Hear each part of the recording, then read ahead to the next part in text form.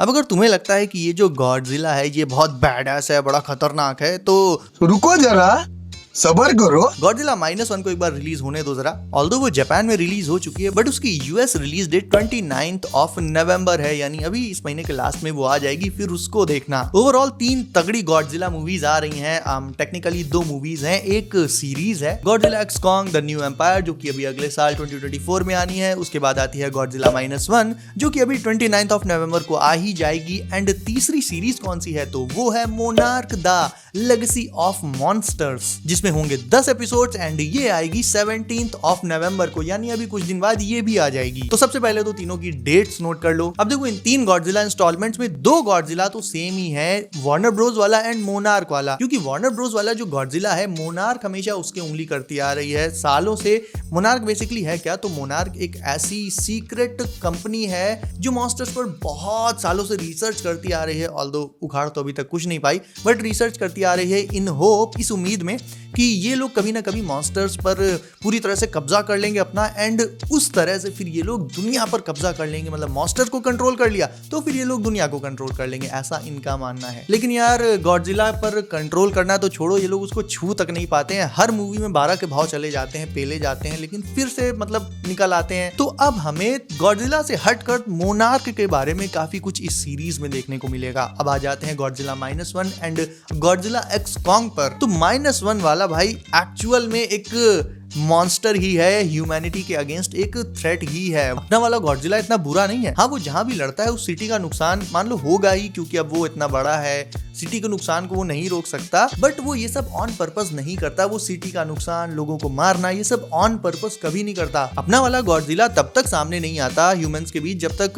कोई दूसरा मॉन्स्टर उसे चैलेंज ना करे। बट गॉडजिला -1 ये बिना टिकट, मतलब ये खुद ही एक चैलेंज है, बिना टिकट कहीं भी घुसा चला आता है। इसको बुलाने के लिए दूसरे मॉन्स्टर्स की जरूरत नहीं है, ये खुद ही इतना बड़ा मॉन्स्टर है। आके ट्रेन्स और शिप्स को उठाकर फेंक देता है, बिल्डिंगें तबाह कर देता है, लोगों को मारता है, एक्सेट्रा एक्सेट्रा। वैसे मैं सोच रहा हूँ गॉडजिला -1 एंड अपने वाले गॉडजिला की एक प्रॉपर कंपैरिजन वीडियो अलग से बना दूं, जिनमें इनके सारे एस्पेक्ट्स को बता दूं। इफ वो वीडियो तुम्हें चाहिए हो देन नीचे कमेंट करके मुझे बता सकते हो, मैं वीडियो बना दूंगा। बाय द वे इस गॉडजिला को -1 इसलिए कहते हैं क्योंकि ये मूवी तब के टाइम पर आ रही है जब जापान वर्ल्ड वॉर से एकदम फ्री हुआ था एंड बहुत ज्यादा डिवास्टेटिंग हालत में था। बेसिकली जापान की इकोनॉमी, उसका इंफ्रास्ट्रक्चर सब कुछ लाइक जीरो पर आ गया था एंड जापान को वहां से जीरो से शुरुआत करनी थी।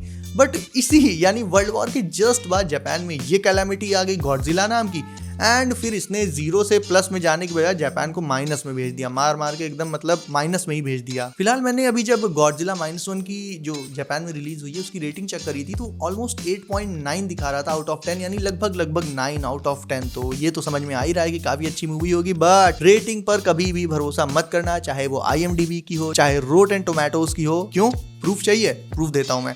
दी अमेजिंग स्पाइडरमैन बहुत अच्छी मूवी थी। बाद में लोग इसे रियलाइज कर रहे हैं इतने सालों बाद, और पर्सनली मेरे लिए ये दी बेस्ट 3D मूवी है। इसके साउंड इफेक्ट्स, इसके 3D इफेक्ट्स, सब कुछ मतलब इतने ज्यादा परफेक्ट थे मैं बता नहीं सकता। एंड इसको IMDb ने कितनी रेटिंग दी है? 6.6 आउट ऑफ 10। वो छोड़ो यार, बैटमैन वर्सेस सुपरमैन इतनी धांसू मूवी, सिविल वॉर से भी बेसिकली अच्छी लगी थी मुझे ये मूवी। इसको IMDb ने दिया है 6.5 और रोटेन टोमेटोज ने इसको दिया है 29% out of 100%। Batman versus Superman की बात कर रहा हूं मैं। और वहीं शी हल्क को कितनी रेटिंग दी है? 77% आउट ऑफ 100%। किया ना जूता खाने वाला काम। इनके सो कॉल्ड जो क्रिटिक्स हैं साले, पता नहीं उनको मतलब टिकटॉकर्स को लाके बैठा दिया टेबल पे कि तुम मूवी को देखो, उनका रिव्यू करो। जो भी कोई मैनली, थोड़ा dark type, aggressive type movie आती है, जैसी कि सुपर हीरो मूवीज एक्चुअल में होनी चाहिए, just like the Batman versus Superman और मैन ऑफ स्टील और दी अमेजिंग स्पाइडरमैन, इसको ये लोग साले समझ ही नहीं पाते हैं। ये कुछ भी उठपटांग रेटिंग दे देते हैं। और शी हल्क में जहाँ वो पिछवाड़ा हिलाती है, ट्वर्क करती है, उसको देख के ये लोग एकदम फूल जाते हैं, बिल्कुल गदगद हो जाते हैं और लौट जाते हैं जमीन पे, और उसको दे देते हैं 77%। तो चलो इनको मारो गोली। बात तो सही है। मैंने बस ये प्रूफ दिया कि इन पर कभी भरोसा मत करना। तो रेटिंग्स को साइड में करो। गॉडजिला -1 ट्रेलर से ही पता चल रहा है कि एक्चुअल में एक मास्टरपीस है, और बाकी गॉडजिला एक्स कॉन्ग भी बहुत ज्यादा अच्छी होगी। पिछली वाली भी बहुत अच्छी थी। बेसिकली मॉन्स्टरवर्स की अब तक जितनी मूवीज आई हैं किसी ने भी अभी तक डिसअपॉइंट तो नहीं किया, ना स्टोरी वाइज ना एक्शन वाइज, सब बढ़िया रही हैं। एंड गॉडजिला एक्स कॉन्ग में ज्यादातर हॉलो अर्थ को एक्सप्लोर किया जाएगा, वहां का इकोसिस्टम, वहां की जियोग्राफी, क्योंकि हॉलो अर्थ के बारे में भी हम कुछ नहीं जानते। जैसे ही कॉन्ग हॉलो अर्थ गया था वहां पर उसकी मुलाकात वॉर बैट से हो गई थी। ऑल्दो कॉन्ग ने उसे जरा देर में हरा दिया था, स्टिल